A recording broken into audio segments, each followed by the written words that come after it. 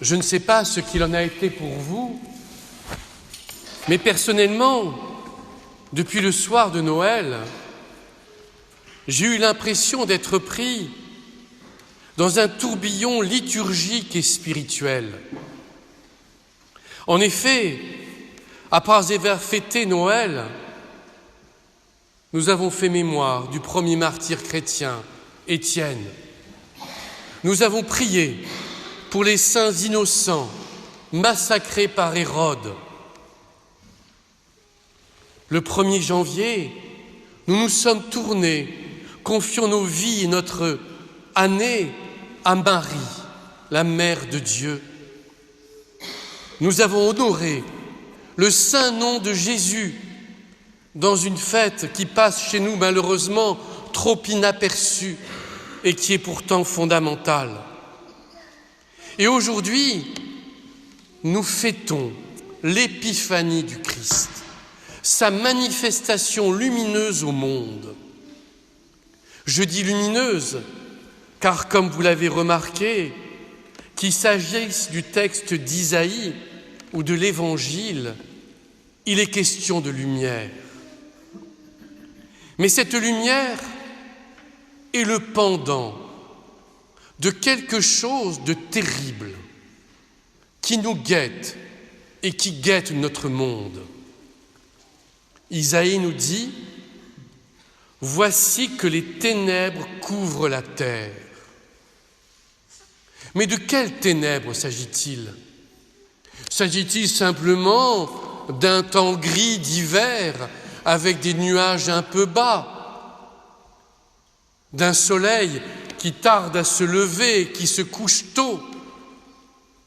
Non, il s'agit de ténèbres plus profondes, de ténèbres qui obscurcissent tout à la fois les yeux, les oreilles de notre cœur, mais aussi notre intelligence, notre mémoire, notre volonté.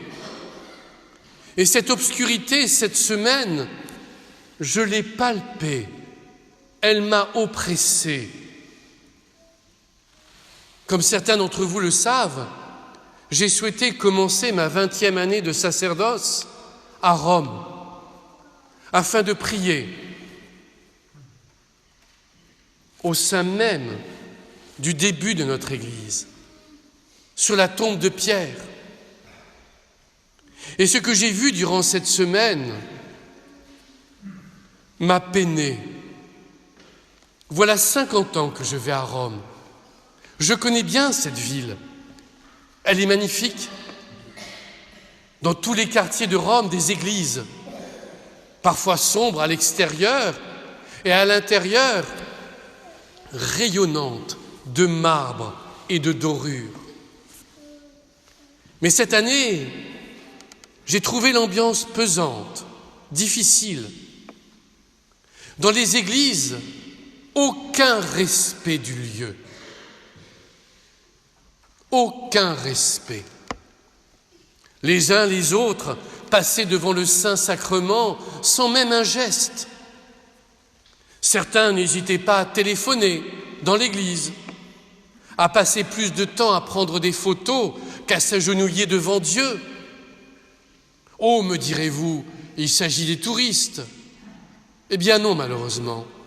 Ce fut la même chose à Saint-Pierre de Rome, lorsque j'ai eu la joie d'être près du Saint-Père, au milieu de 5000 personnes. Les gens qui étaient là avaient pris du temps pour se procurer le petit ticket rouge, avaient franchi 4 barrières de sécurité, attendu près de 2 heures.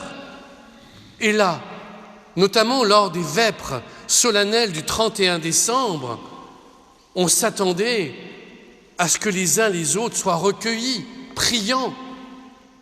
Non, très vite, certains, bercés par les chants, se sont assoupis ou sont restés assis. Quand le Saint-Père a parlé, peu comprenaient, et j'ai vu les esprits qui s'éloignaient. Moment intense. Le pape, le successeur de Pierre, a pris le Saint-Sacrement dans ses mains. l'ostensoir, pour bénir cette foule venue prier en ce dernier jour de l'année? Pensez-vous que les gens se soient mis à genoux? Non, très peu l'ont fait, comme si les âmes étaient habituées. Et en continuant ce tableau un peu sombre, j'ai souhaité aller me recueillir au Colisée, là où des chrétiens ont été massacrés pour leur foi. Et qu'est-ce qui m'a accueilli au Colisée? Une statue géante du dieu païen Moloch, représentant le diable qui dévorait des enfants et qui a été placée au sein même du Colisée, où des chrétiens ont été massacrés. J'ai trouvé cette statue insultante et je n'ai pu m'empêcher d'avoir le cœur déchiré et de prier en pensant à ces chrétiens qui sont morts brûlés ou sous les crocs des lions, des bêtes sauvages, crucifiés. Cette statue est une insulte. C'est elle qui accueille pèlerins et touristes à l'entrée du Colisée. Alors oui, j'ai mesuré plus que jamais l'impermanence des choses. Rome était païenne, romaine. On y vénérait des dieux païens. Le christianisme est arrivé et il a christianisé ces lieux par la présence des églises, par la présence du successeur de Pierre. Et aujourd'hui, il m'a semblé que l'esprit romain se paganisait de nouveau et que Rome redevenait païenne. Mais à travers Rome, j'ai pensé à chacun d'entre nous. À force de vivre dans le monde, au sein du monde, n'avons-nous pas tendance à devenir comme tout le monde? Et est-ce que notre âme ne risque pas, comme le dit le texte d'Isaïe, d'être couverte de ténèbres? Et à travers notre âme, ce sont les yeux du cœur qui ne voient plus la providence de Dieu, qui ne voient plus les signes de Dieu dans nos vies. Ce sont les oreilles de notre cœur qui n'entendent plus la voix de Dieu qui sans cesse crie vers nous. Nous appelons à la conversion et à l'exigence. Mais ne désespérons pas. C'est une étoile qui a guidé les mages. C'est une étoile qui leur a montré là où se trouvait le Fils de Dieu. Et cette étoile, nous, disciples de Jésus-Christ, nous ne cessons de la suivre parce qu'elle nous conduit à la lumière. Et nous savons que la lumière est toujours plus forte que les ténèbres. Mais pour que la lumière éclaire notre âme, éclaire notre cœur, notre intelligence, notre mémoire, notre connaissance, il faut ouvrir les portes de notre cœur, ne jamais les fermer. Et nous savons bien que notre cœur peut se durcir et se fermer. Si nous voulons voir la lumière, si nous voulons être habités par la lumière tous les jours de cette année, si nous voulons que le Christ naisse dans notre cœur, se manifeste à travers nous, il faut lui ouvrir nos mains, nos cœurs, et nous donner entièrement à lui. Le monde est couvert de ténèbres, d'ignorance, d'oubli, de méconnaissance. Nous sommes là pour montrer au monde le Fils de Dieu. Et nous avons à le faire à temps et à contre-temps, même si c'est difficile. Alors je vous propose, parce qu'il faut être concret dans la vie spirituelle, elle ne s'improvise pas. Je propose cette année, pour commencer, d'autres moyens seront donnés, 3 moyens. Le premier, c'est celui de la prière, une prière intense. Un mystique disait que la prière est la nourriture et le vêtement de l'âme. prenons-nous assez de temps pour nourrir notre âme et pour l'habiller? Alors, prenons le temps de prier le matin, le soir. Prenons le temps de prier en famille. Prenons le temps de bénir le repas, de rendre grâce à la fin du repas, de rechristianiser notre existence. Prenons le temps, avant de rencontrer quelqu'un, de prier pour cette personne. Prenons le temps de bénir intérieurement les personnes dont nous croisons la route. Le deuxième moyen est, à mon avis, capital. Le Christ se donne dans le sacrement de son amour. C'est l'Eucharistie. Le Christ se donne dans le sacrement de son amour.